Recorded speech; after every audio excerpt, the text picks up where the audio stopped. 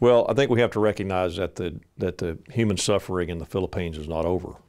It was a huge tragedy, and there's still many people who are displaced, and the countries and the non-government organizations are coming together, I think, quite effectively to remedy that, but it will be a long process, and they continue to need our support. So if you look at what happened in that operation, yes, the U.S. forces were initially there to provide initial assistance, but other countries were as well, which I think we have to give our regional partners very high marks for how fast they were able to come together. And militaries in general don't really do long-term disaster relief.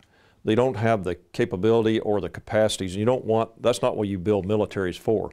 But you want to have inside of them the ability to respond quickly, to be able to get there when after the initial event, to be able to put command and control capabilities in place, to use air assets that we have, vertical assets, to be able to get in and to get food and water, medical supplies to those who are most needy, to start the process of organizing in the communities, to start clearing runways so that non-government organizations can come in behind them.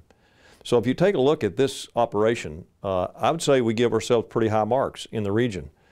The Filipino military and the Filipino government, who were really, this is a pretty devastating event in a country, within several days were up and in charge of the operation and running it on their own, as they do today, and coordinating this. And eventually allowed us to remove the military assets, and the operation was then managed by the Filipino people themselves and by the aid that came from the rest of the world.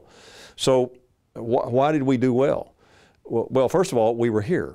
We were out and about. Our alliances were out and about.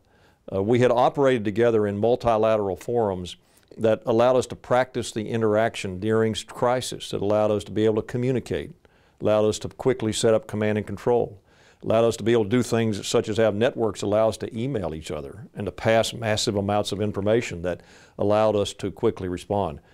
And this is very important to this part of the world. 80% of all disasters, natural disasters in the world, happen in the PACOM area of responsibility, 80%. And that's not going to change. And we need to be prepared.